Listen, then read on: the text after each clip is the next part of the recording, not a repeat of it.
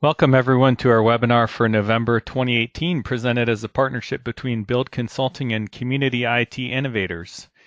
In this webinar, Build Consulting's panel of experts will be answering the questions you submitted regarding selecting nonprofit software. You can read more information about this topic in our blog. A link will be provided near the end of this webinar. And if your specific question wasn't addressed during today's session, please contact us for an answer. Links for contact methods will also appear at the end of this webinar. Before we get started on the webinar, here are a few housekeeping notes. Please feel free to ask questions via chat. We'll try to weave them in as we can. Try to avoid multitasking. You might just miss the best part of the presentation. And as always, links to the recording and slides will be shared after the webinar. Now a little bit about Community IT and Build Consulting. We both work exclusively with nonprofit orgs to help them make information technology and information system decisions that support their mission. We both take a collaborative approach, empowering our clients to make informed choices for their organizations. Community IT is focused on providing outsourced network management and technical support services. Build Consulting leads in the social good sector by providing three types of services. We serve as part-time or interim chief information officers for nonprofits. We perform business process technology and data projects, ranging from strategic assessments and technology roadmaps to system selections and implementations. And with Build teams, we provide outsourced data managers with deep development operations experience and nonprofit CRM expertise. My name is Peter Meares, and I'm serving as the moderator and as a panelist for today's discussion. I co-founded Build 3 years ago after a 15-year career in marketing, development, and information management for both the nonprofit and for-profit sectors. And over the last 3 years, a good amount of my client projects have revolved around selecting and implementing or improving existing CRM and accounting systems or ERP systems, including integrations between the two.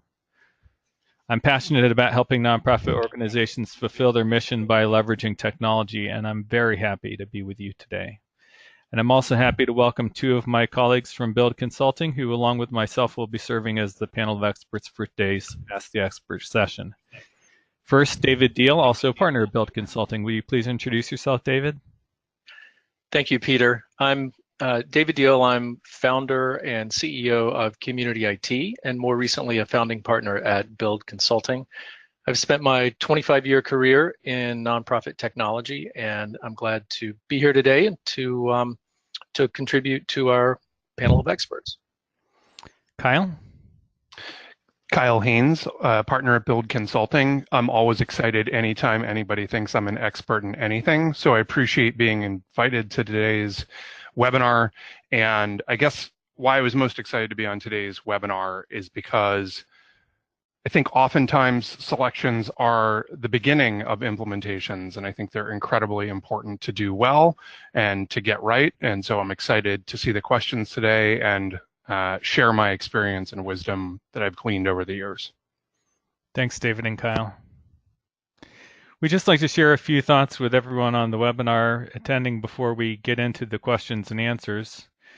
The first is this slide that we often share with our clients. It means old organization plus new technology equals expensive old organization.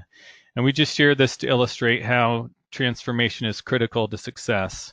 As Kyle just said, transformation or change management or any successful organizational change process involving technology begins with selection, if not prior to selection. That's a lot of what we're going to be talking about today. And when people ask what does successful transformation involve, well, it goes all the way back to leadership and governance and your operational capacity, the processes that you execute as an organization, the data that you manage, and then finally technology. And that's why one of the subtitles or the subtitle for this webinar was Technology Comes Last. It really is the last thing that needs to be taken into consideration for successful technology selection and implementation projects.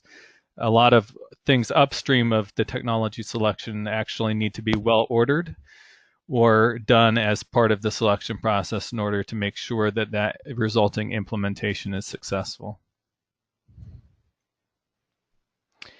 And now we'd just like to get into the questions that you shared with us in advance when you registered for the webinar. We received a number of excellent questions, which we boiled down into 10 that we'll plan on answering during this session. And if we have extra time, we'll take additional live questions.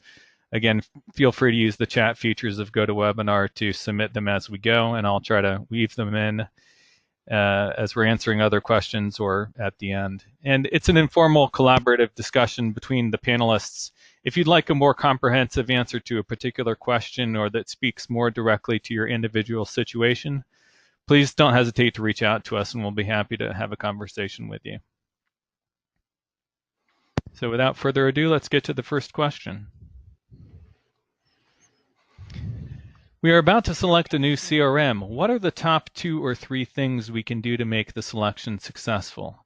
We're going to talk about the CRM specific question here, but most of our responses, I think, are going to be applicable to all major system categories, such as accounting systems or marketing automation or e-commerce platforms.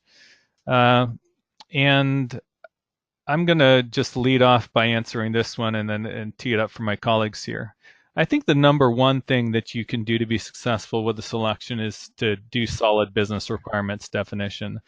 One of the things that contributes most to technology implementation failures, which is about 50% of projects, is that you have good requirements definition, and that process is led by somebody that's been through it before. Guiding the business requirements definition process is one of the reasons why people engage with Build Consulting in these kinds of efforts, because we have a lot of experience in that. David, how would you go about answering this question? So a couple of things come to mind for me. I think the first is participation. And what I mean by this is no one likes having software forced upon them. So I think it's important to determine which individuals and teams that new CRM would impact, and make sure the individuals and teams that are engaged in that process in some way. So that's the first thing that comes to mind. I think the second is, vendors love nothing more than to reach you early in your process, to get you into their way of selling their software. They want to give you a demo. They want you to try it out. So I'd say make sure you're driving the selection process, not the vendors. And that means first, to Peter's point, understanding at a high level what you need the CRM to do, what your requirements are, and then making sure that those vendors show you how their software does those things. Not just the dog and pony show, but how is their software going to execute the processes that you need it to execute? Yeah, this is Kyle. I think it's incredibly important also to understand, and I think, David, you touched on this, how this project and how the implementation of any system, but especially a CRM system, how it's going to impact your organization. And I think given the number of people who would be touched by it, it's important to get leaders to sing from the top of the mountain how important that project is, how much they appreciate the hard work that is going to be involved in selecting a new solution, and make it a frequent refrain. Make a refrain on how important this is and what the return on investment for the organization is going to be.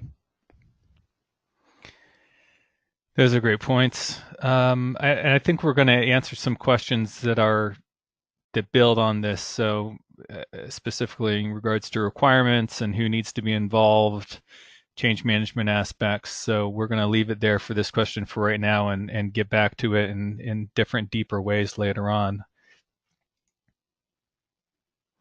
This next question is, my executive director wants to go with solution redacted, shiny solution X, but I'm not sure it is right for us. How can I pump the brakes on that? That's an excellent question, and one we hear at a lot of nonprofits over the years. Kyle, what would you say on this one?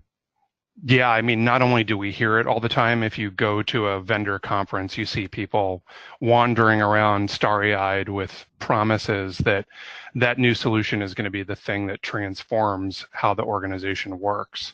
And I think it's important to acknowledge that there is always going to be a lot of excitement around new or popular technologies. And often also you need to recognize, at least in my experience, that this is historically how organizations have selected software. It's based on what they hear from others in the field. It's what their colleagues are doing. It's what the organization that they aspire to be is doing. So the shiny object syndrome is not unfamiliar or uncommon. I think what I try to do is orient the organization first around documenting their requirements. And even if it's framed as an internal exercise only, it is something that you can reasonably and accurately say, this will ultimately help with the implementation of that shiny new object, if that's the direction the organization ends up going in. And once you've done that, once you have a sense of what your internal requirements are, maybe you can then see with your executive director or whoever is pushing or advocating for the change, see if there's a willingness to make sure that the requirements that you've identified, that the new solution is actually going to meet those requirements. And in some way, this is a backdoor way of doing a selection. This is David. I'll just add a couple of things to that. I think Build has some webinars that emphasize that technology comes last, such as this one.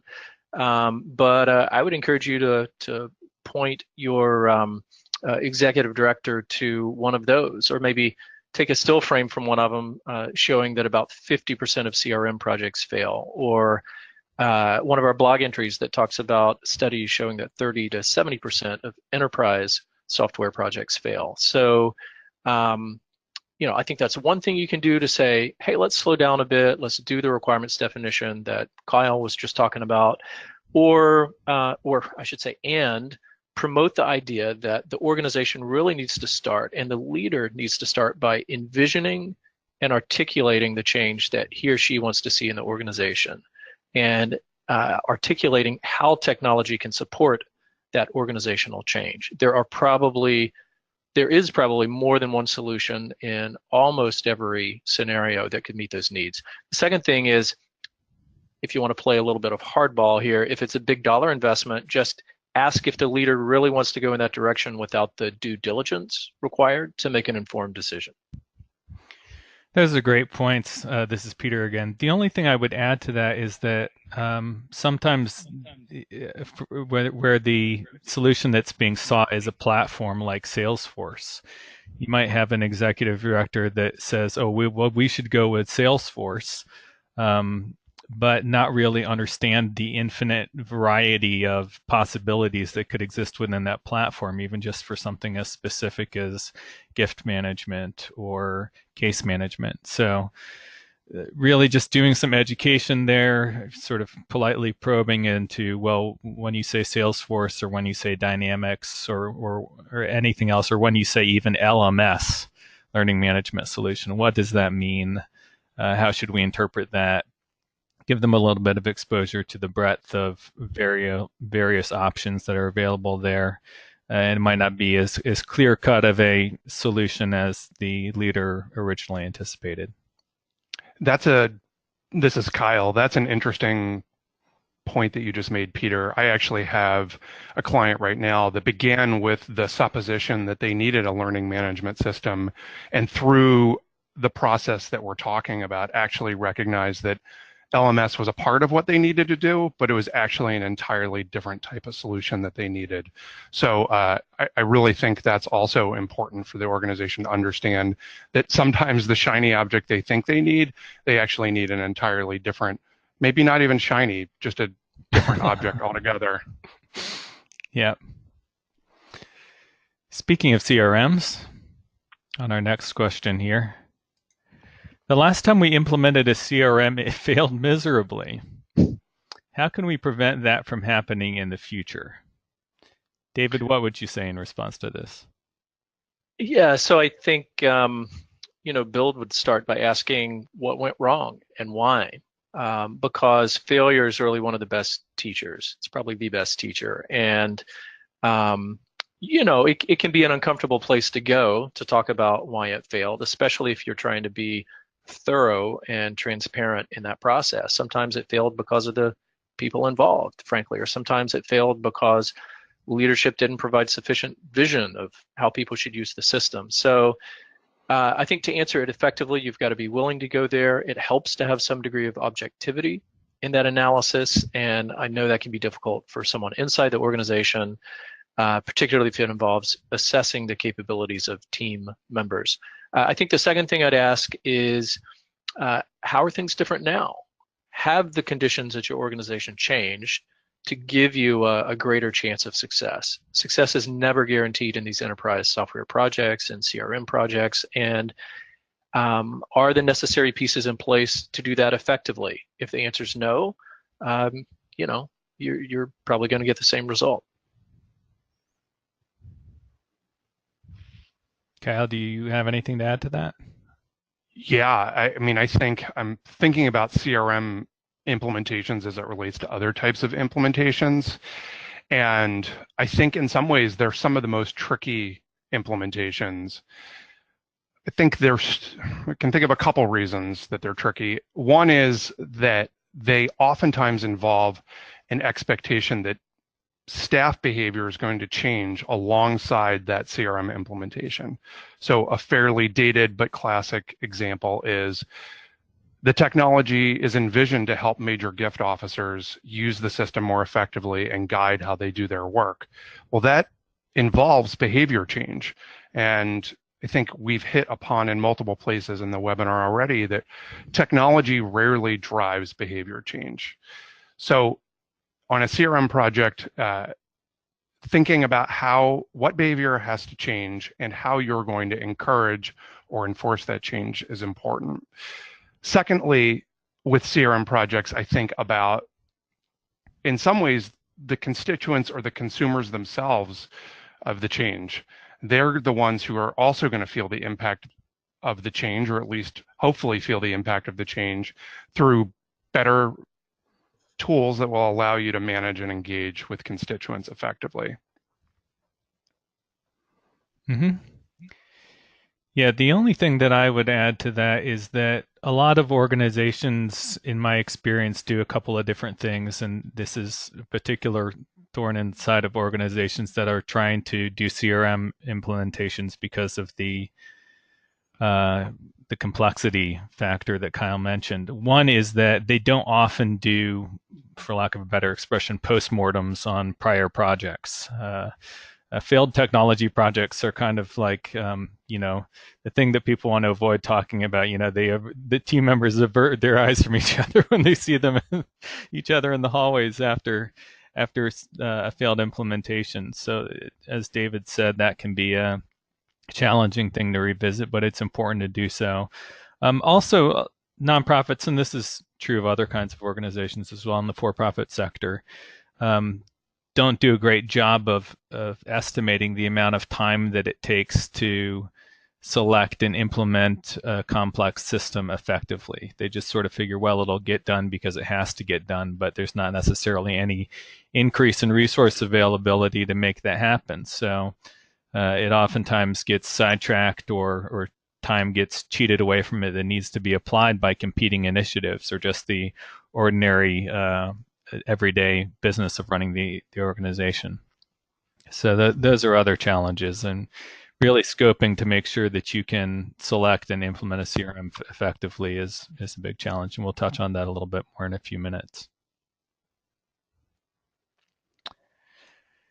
This next question is a good one, and we touched on this earlier as well in the first question. Who needs to be involved in the selection process? And I'll take the lead on answering this one. Usually there's some sort of core team, and then there's an extended team of other stakeholders that need to be involved.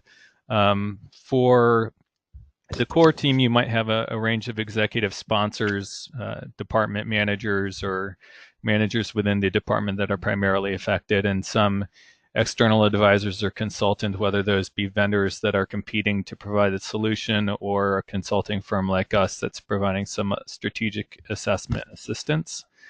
And then the extended team or the other stakeholders might include key subject matter experts from within the organization, people that know the business and its processes really well, end users, peer organizations. Sometimes you can, for a CRM system specifically, you might want to ask a couple of your peer organizations what they're doing and what they're using and what kind of experience or successes they've had with it. Board members can sometimes be involved in extended team, depending on what kind of board you have. And so there's a variety of different folks that could be included there. But the core team should be the people that are responsible or accountable for making sure that the selection and the subsequent implementation are a success, and then the other stakeholders sort of fall into that consulted or informed category. Kyle, what would you add to that? I think the only thing, what I was thinking about, and I talk about this a lot with my wife actually, who works for the retailer QVC, what makes the nonprofit space unique when it comes to these types of selections is that people want to feel connected to the understanding, or at least they want to feel connected to the process in some way and how the organization arrived at the solution. And I would say as a rule, anyone who's going to be impacted by the new technology or the new software should feel like they got a voice in the process. And that voice can look different. Sometimes it can look like simply asking through a survey for feedback and input. Other folks are going to expect a seat at the table in selecting the software, and each project is going to look a little bit different. And you talked about different types of participants in the project or in the selection, Peter. So you can tailor the engagement with those groups in different ways, depending on whether they need a seat at the table or they just want to feel like their voice contributed to the solution itself. And one of the ways that I help clients often identify those people is using a tool that you can download from our site, and it's a change management impact grid, and it catalogs who's going to be impacted by a change and the extent of that impact. And it's amazing to me how difficult sometimes it is for organizations to develop that list and really understand the list, but it's invaluable at the outset because it really creates a panoramic understanding of all of the folks who are going to be impacted by the implementation of new software. I'll just add something quickly here about the term core selection team. I think what we envision when we say that is a group that, in my experience, it's typically 6 to perhaps 10 or 12 people at the absolute most. But this is the group that's responsible for reviewing and contributing to the things that are being published as part of the selection process, like an RFI or RFP. This is the group that also participates in the vendor demos. So it's important that it be a representative group, and that it also be a group that is large enough to be representative, but also small enough to be nimble in being able to make decisions, or at least make recommendations to whoever's making a decision. I would just add really quickly, I think that's right. And I think also you want some diversity on that team as well, from the perspective of a diversity of different experiences and perspective and history of the organization. So you don't want 6 to 10 people that are just going to green light everything. You really want people who are going to ask tough questions and represent a broad swath of perspectives from across the organization. Yeah, David and Kyle, that is great context to sort of relate the stakeholders to the different parts of the process. The change management impact template that Kyle mentioned is available if you go to the buildconsulting.com website and then go to resources and look under learning. You'll see that featured in that list of resources that are available. So walk, don't run, and after the webinar, and check that out. Let's move on to the next question. We want to select new software for a particular challenge, but I feel like our managers don't know what business processes they want to follow. And the business process is not the the process of doing the software selection, but the business process that they're responsible for executing inside of the organization, whether that be gift management or managing an online community or whatever the business process is. So how important is it that the managers pick the business process before they go into selection? David? I'll offer a couple of things here. I think first of all, clearly it's crucial. Having a vision about how the organization wants to function and how a piece of software is going to support that is a vital part of a successful implementation. A lot of times I'll hear people, staff describe that they're unclear on the current system because they haven't been told how they're supposed to use it, or they'll say they haven't been trained on it. And a lot of times what that will come down to is they haven't been given clear guidance on here's how we'll use this system to support our process. So it's less the mechanics of training and it's more having a vision and a clearly articulated one at that for how it's going to be used, both broadly and specific to certain business processes. The second thing I would say is that there's really a couple of things you're balancing here. One is that you do want to be clear and prescriptive about how you want to work so that a vendor can understand what it is that you want to do. But you also want to be open to suggestions that that vendor might bring for improvement. So we really encourage thinking of the RFI, RFP process as a conversation. So you want the vendor to understand how their software needs to support you, and you want to be open to the ideas that they may bring to that process. Not every vendor is going to be able to do that, but the best vendors and best systems implementation firms will have some ideas and some prior experience to inform how the software might help you to operate more effectively. Yeah, I always look for a way, and I think there's different ways. It could be an RFI or an RFP. It could be some other way. I think it's incredibly important for vendors to have an understanding not only of how the organization works, but what organization are they walking into? And there's three things I think that are important. The first one I learned from working with you, Peter, is that it's important that they understand the people that they're going to be working with on the project. How experienced are they with the type of project that the organization's taking on? How familiar are they with the types of technology that they're going to be selected? Is this the very first learning management solution they're ever going to use? Or are they working with somebody who this is the fifth job they've worked at and worked at 5 different learning management solutions?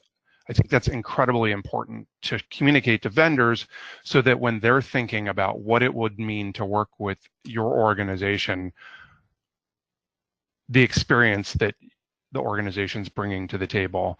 And along with the people, it's also important for the organization for the vendor to understand how experienced the organization is. So if, in my example earlier, if the lead person has done worked in 5 different learning management solutions, but the organization has never worked with one, that's important information for the vendor to have. It's important because they need to know that they were going to have to lead many conversations in the implementation. They're going to have to bring expertise to the project that the organization might not have on board themselves. And then lastly, I think the more you can communicate how your organization functions, and I mean makes decisions, what the decision-making process in general looks like and what the decision-making process for a selection looks like, the more information you can give, the better. And this is more than just copying and pasting stuff from your website. This is giving the vendor, as much as you can, an inside baseball understanding of the organization. Thanks, Kyle. So that segues nicely into the next question, which is how do we define the requirements for the software that we need? I'll take an initial stab at that and then hand it off to you, Kyle, to fill out my answer. I think there's a number of different ways to approach it, but one of the things that I often prioritize is sort of for the business requirements. identify the specific workflows that are required to support from the system. So if I'm looking at a CRM system, for example, I might say, well, the constituent lifecycle for this particular client starts with marketing. So that's when you're sort of identifying as of yet unknown constituents, and then all the way through when that constituent is no longer engaged with the organization and all the steps in between. And those are all different process areas that often will need to be accounted for in a CRM system or other pieces that are integrated with a CRM system. So it often starts just with mapping out the business life cycle associated with a particular part of the organization at a high level, and then really diving down into the specifics. And then you also have to look at the non-business requirements, the technical requirements, such as integration with other third-party tools or the capabilities of the API solution. So broadly speaking, we're breaking things down into business requirements and technical requirements, and then within business requirements, we're breaking it down into the entire process or processes that need to have requirements developed in all their individual steps, as well as who's performing those steps and what functional areas of the organization those people fit within. Kyle, what would you add to that? I like how you drew the distinction between business requirements and technical requirements, and I think there's a lot of wisdom in that. I think oftentimes what people get hung up on is creating a massive list, usually in Excel, of every single requirement that they need. And for those of you who know me, and David and Peter certainly know this, I love analogies. So this has probably been the longest I've ever gone without using an analogy, but at the risk of an analogy falling flat, I think that sometimes those lists in Excel of every single requirement that you need is a little bit like going to shop for a new car and listing out that you need a horn, you need a seat belt, you're going to need an airbag, and you're going to need a backup camera. And I use this analogy because every single car has these things now, even a backup camera. I think post 2017, every car has to come with a backup camera. So sharing that information with vendors is not particularly helpful. They're going to tell you that they have a backup camera. What's important is for the organization to understand, are you looking for a sports car? Are you looking for a sedan? A minivan? Do you need an SUV? And if you're getting an SUV, how big of a garage are you going to need? Are you going to be able to park that that SUV in the garage? How much is insurance going to be for that new car? How much are the oil changes? And I use that example because I remember right out of college buying an SUV as an impulse purchase and going out to buy new tires and figuring out exactly how much new tires for an SUV cost. So had I done that research in advance, I might not have landed on the same type of car. And so where I would take that analogy back to the question is that it's really important to not get hung up on the stuff that are table stakes in any new software. It's important to understand, how does your organization want to work in the future, as David said, and then finding software that can meet those needs and match where you want to go. I think that's a great answer, and it kind of dovetails into one of the things that I often do during this sort of RFI response process, and when the vendors are putting their proposals in or you're having dialogue with them, even ahead of that, maybe when you're actually deciding which vendors to circulate the RFP to, and that's sort of create a short list of those really important business and technical requirements that the absence of which would be a real deal breaker, and just have conversations with those vendors and have them prove to you, to the extent that that's possible, how they can check those boxes. And unless you've really drilled down to identify what's most important, you're not going to be able to do that. And that really eliminates so much work in the RFP vendor response evaluation process, because if you're just publicly posting an RFP and you're getting responses from 12 different people, you have to try to do apples to apples comparisons across 12 different vendors. It can be a real time sink. So being able to have those prioritized requirements really allows you to filter out a lot of noise and just say, okay, these are the three vendors that, based on these knockout requirements, we have a reasonable level of certainty are going to be able to put in a good response, and then just circulate it to those, 2 to 4 companies. I really like what you said about figuring out what's important, and it's amazing when we start these processes sometimes how there'll be a lot of divergence internally before it's even gone to a vendor about whether something's really important or whether something's a nice to have. And you want to have those conversations before you're making the final selection, not in the selection process itself.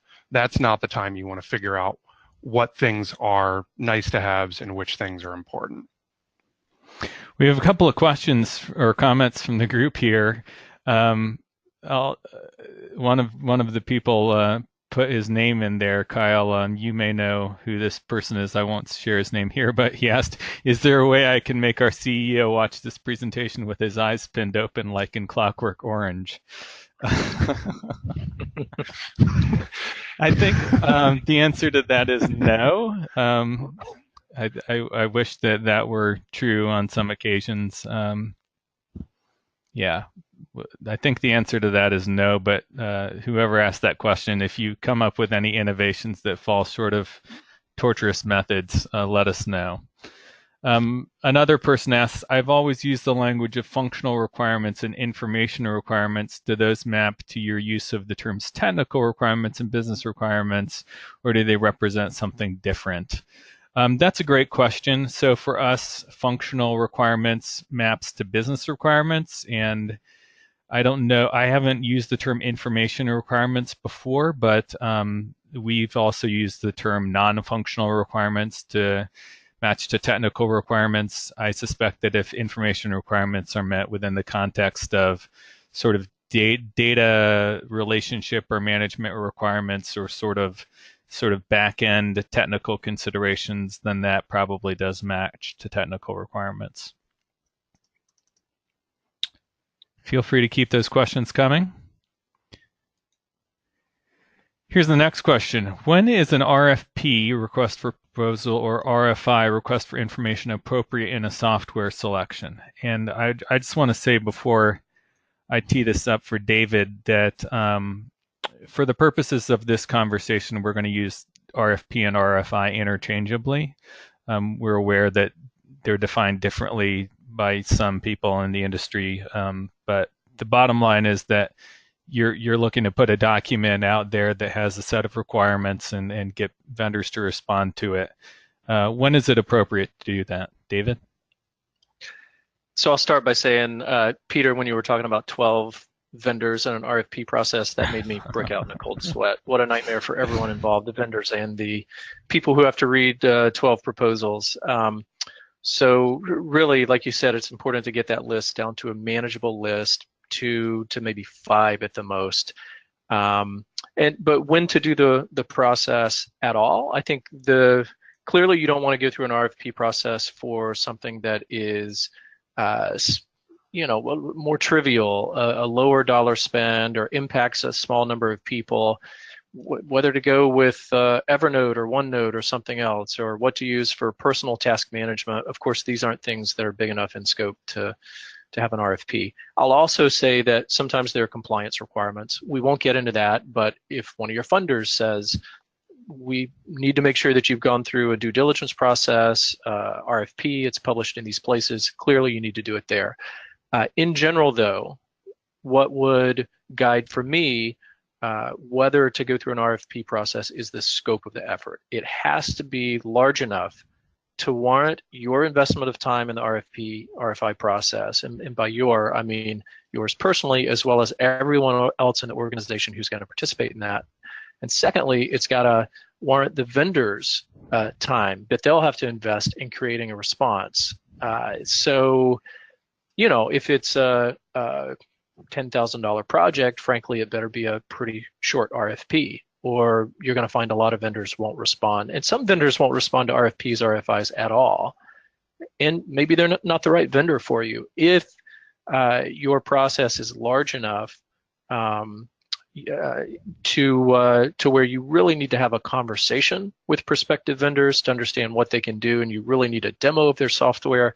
Those are pretty clear indicators that you would benefit from a more structured process that would typically involve an RFP or an RFI. The final thing I'll say here is that the length of the RFI or RFP should match the breadth of the project.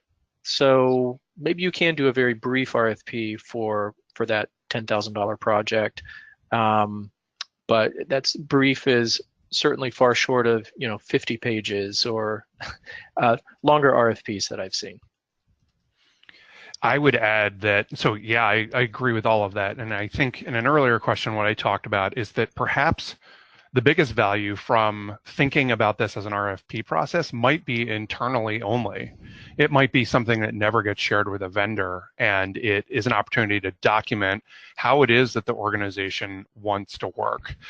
I think what I would add to David, to what you said, is that the more inflexible your business requirements are, the way that you work, I think the more important RFP becomes. If there's not an openness or a willingness to change how you approach specific processes, then it's really important to understand how that software is going to work. If it's more of a conversation and you want the vendor to bring their approach to a specific business process, then the RFP becomes either less important, or the amount of detail that's contained in the RFP goes down commensurately. Those are great points, guys. I think that it's worth touching on the possible alternative approaches. Some vendors out there just don't work within the RFP or RFI context. They make robust trial or demo environments available, or free trials, so you can test drive the software, and that's how they really want you to encounter its use.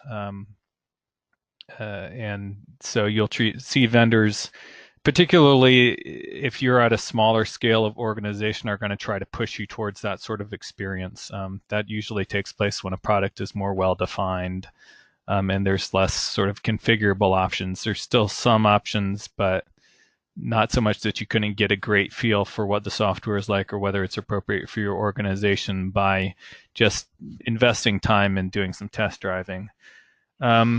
Another approach is to just, if you're pretty sure what class of solution you want to go to, or you're pretty sure that, say, let's just say Dynamics, Microsoft Dynamics 365 could meet your accounting needs, you might just want to start with a software vendor or maybe one or two that's well regarded within that space and start exploring the solution with them.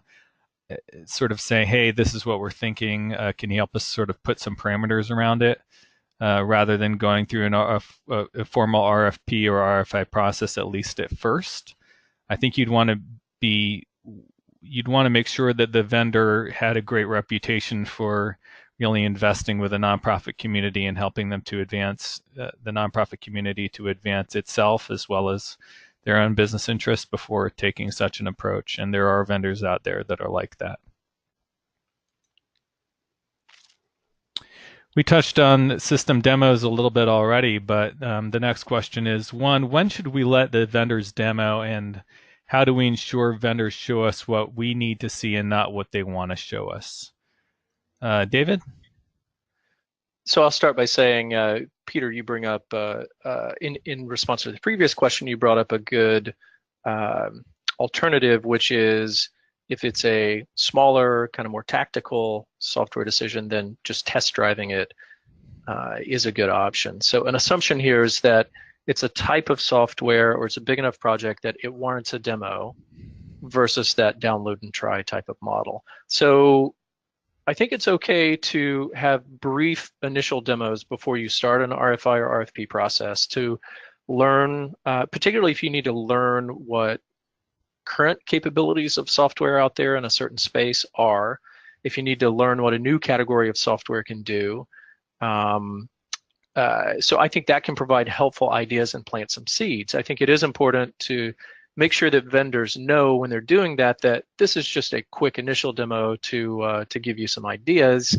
and that there will be a more formal process later. So once the RFI, RFP process starts, I really think that you need to control the demos and sequence them such that it's after vendors have responded to the RFP. So after they have invested some time in responding, after you've read their responses, and only if you continue to believe that they're a legitimate contender to be your selection, at that point, I really think they should participate in a demo where you've laid out, this is what we want to do. Here are the 3 things, the 6 things, the 10 kind of workflows that we have. Show us how your software supports those workflows. And so this isn't something you're going to see in 30 minutes. Demos that are really effective would typically be a few hours. I would add, and I think, I don't remember whether it was you, David, or you, Peter, using the example of 12 vendors responding to an RFP. I think Build oftentimes has to respond to RFPs. It is a labor-intensive, time-intensive process. And I try to create respectful processes where you're going to vendors who legitimately have a chance of winning the work. And I think one of the ways that you can be respectful is you've got to find a way to let vendors show off. And the point of the RFP process is to give them a bit of space to do that, but not to spend too much time showing off stuff that isn't important. So for example, if a vendor spends a bunch of time in a demo talking about their Facebook integration, but your organization doesn't use Facebook because it works with a bunch of confidentiality requirements, that's just going to waste everybody's time. I think you have to recognize, though, vendors come to this wanting to show their best side, and it is a balancing act to give them the space to do that while also not wasting everybody's time with them showing you things that you really don't care about or are not that important. Those are great points, and we often refer to scripted demos rather than just demos, and David and Kyle both alluded to this, but we help our clients come up with scripts about what specifically they want to see in the nuances of that, and then we circulate that to vendors and give them some room to provide input onto what else they might want to show. So you make sure that there are no surprises in the demos because you want the expectations to be good on both sides, from the vendor for what the client is expecting and how they can show off a little bit, but still keep within the context of what the client wants to see, and for the nonprofit organization towards the vendor, knowing that they have given vendor clear expectations to work with for the demos, and if there's something outside of that that interferes with the goals of the demo or the benefit for the nonprofit organization, that they can rightly judge the vendor negatively based on that.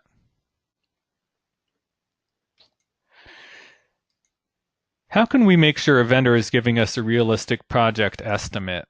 I'll take the lead on this one. I think we often talk about total cost of ownership and TCO, taking all of that what's entailed there into consideration, not just licensing and the initial vendor implementation costs, but also initial and ongoing training and support, internal staff time commitments associated with the selection process, with the implementation process that has a real cost to it, even if the organization doesn't often quantify, and from a dollar standpoint, it's internal time commitments. There are costs in change management. There's a variety of different scoping things that you sort of need to check the boxes on, and you can't always require or count on vendors to take those things into consideration, some of which they arguably should but don't, and you have to encourage them to provide additional information, such as real costs for enhanced support, for example. Or they might not do it because you need to do it for yourself internally. It's hard for them to put a time estimate on what it's going to take for you internally to go through an implementation.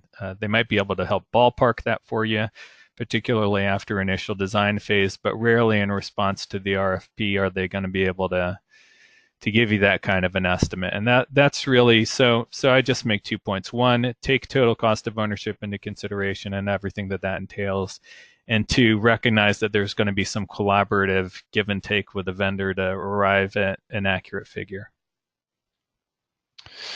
I think one of the biggest areas in terms of getting a realistic project estimate where people go over budget is when, and I think I mentioned this earlier, when the vendor underestimates how much time it's going to take to lead the organization in an implementation through the decision-making process.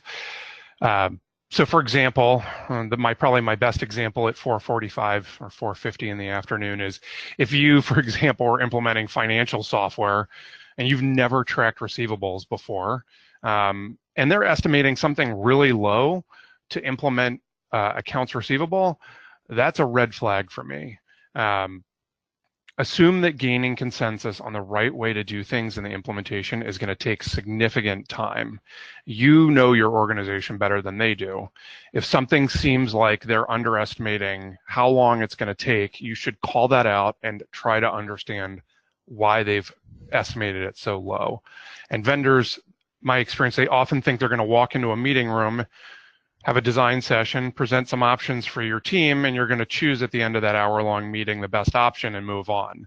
And I think any of us who've been through a implementation know that that's rarely how the process works. So I think that I would encourage you to look carefully at the estimates for the professional services specifically, and do they have a realistic understanding of how long it will take to make decisions in the process, in the implementation process itself.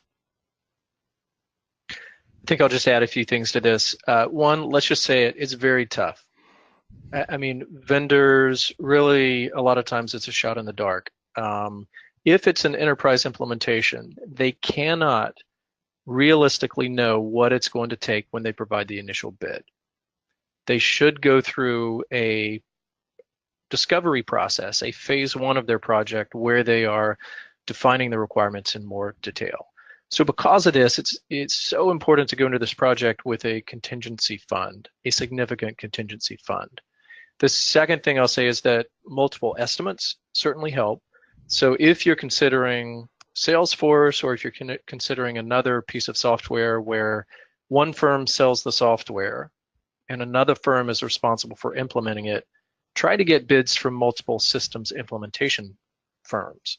So the companies that will help you to configure and customize your application, because it could be the same piece of software, but they could have very different processes with very different costs for implementing that software. And finally, it's really important to understand the type of implementation they're proposing. Not all implementations are the same. So one major vendor typically proposes a boilerplate best practice implementation is what they call it. And in this process, you essentially are expected to fill in a worksheet to indicate what your needs are. So what I want to say is, most of the time that's grossly insufficient for really configuring a system to do what you need it to do. So just be careful if it's a, quote, best practice or boilerplate implementation. And really, I prefer ones where the vendor is planning to do a full requirements discovery as part of their implementation process. I can't wait to use grossly insufficient in a meeting. that is absolutely fantastic. Hopefully it's not directed at me. No promises. We have one question left that we need to get to, and we need to cover it quickly, although it's a big topic. It's about change management, and so we can spend about 3 to 4 minutes on it before we need to close out. And the question is, any change involves a cost to the institution. So how do you weigh the benefits versus cost? If, for example, retraining all users. We spoke to this already a little bit, but Kyle, do you have a quick answer for this? I don't have I can answer it quickly. I probably don't have a quick answer. It's tough. I think if you're replacing a product, like an accounting system, it may be easier to quantify the benefit and the costs. If it's something brand new for the organization, like social listening as an example, it can be much more difficult. And I would say that when I've served as an interim CIO, it's rarefied air to be able to work in organizations on projects that are technology centric that really involve taking the organization in a brand new direction. And oftentimes those are the projects that it's most difficult to quantify the ROI. I think, just to hit on a point that I made earlier, the ROI will be immeasurably greater if it's that type of entrepreneurial project, if you can get everyone in the organization to pull in the same direction and the leadership of that organization to put their stamp of approval and their sing it from the mountaintops about how important that project is, and that the ROI of that project will really be determined by how much the organization puts its weight behind that project. Yeah, I would say that's right. And for return on investment or ROI, I think we asked, again, what is the perceived benefit? And another way to ask that is, what can the organization do better or differently, and how would you quantify that? As Kyle said, where something is newer to the organization, it might be more difficult, but there might be some relevant success stories from other organizations that have attempted similar things, and that might give you some realistic benefit targets that will help you say, from a quantifiable standpoint, what it would be worth it for us to undertake this change. So there's several different ways of getting at it. As I said before, also organizations often don't do a good job of quantifying the soft costs, as we would call them, associated with the change. So those are your internal staff time for the most part.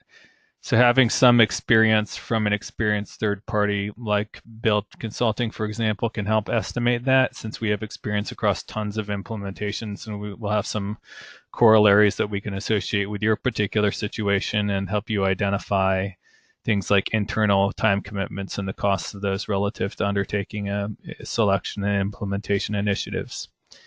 David, do you have anything that you'd like to quickly add on to that?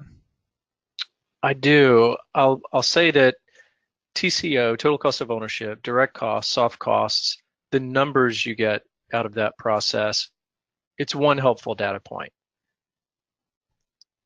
It's not a numbers-based decision exclusively, though, right? I think it's incredibly important to recognize that really this comes down to a judgment call by leadership. There's some things that there's some ways in which it's a subjective decision, not a data-driven decision. So although you may suspect it will take, let's say, 800 to 1,200 hours of staff time for an implementation, okay, great, but how maxed out are your staff already? Is your organization already stretched because you've been growing 50% year over year for the past 3 years? Will you have to backfill some of the work that those staff need to do as part of implementation, incurring more direct costs in the process? For the leaders, I would say, are there things that are a lower priority that staff can stop doing while they're supporting implementation? Helping staff understand what they can stop doing, to me, is one of the most important roles of leadership, so they can focus on what's most important. How much change have staff recently gone through? What other priorities does the organization have? And can a major enterprise technology change effort be I would say, typically a top 3 priority for that organization for the duration of implementation? If it can't be, probably not in a place where you can do that. So it's not purely, it can't purely be a data-driven decision. There are definitely some subjective elements to this decision. Thanks, David. We've just got a couple of things to say in conclusion to share with you. First of all, for more information, you can go to our blog, our learning resources section of our website, or you can subscribe for our newsletter. We've got blog posts on how leadership should support technology initiatives. We've got a post on how to avoid paying too much for nonprofit software licensing and all of the considerations in that, as well as some more recent blog posts that walk you through the leadership, operations, process, data, and technology model that we showed earlier, specifically as related to the selections process. So there's a lot of value there for you if you'd like to check it out.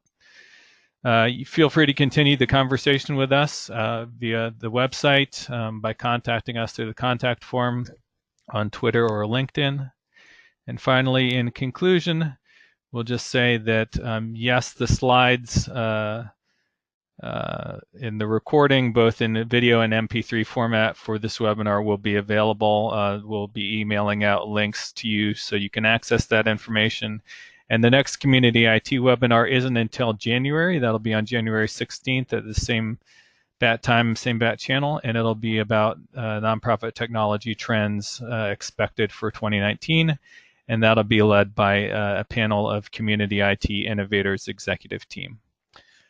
Thank you, everybody, for joining us today. It's been an honor to be with you. We do really enjoy dialoguing with folks out there in the community, so feel free to reach out to us. Thanks, Kyle, for being with us today. Absolutely. Thanks, David. Sure thing. Take care, everyone. Have a great evening.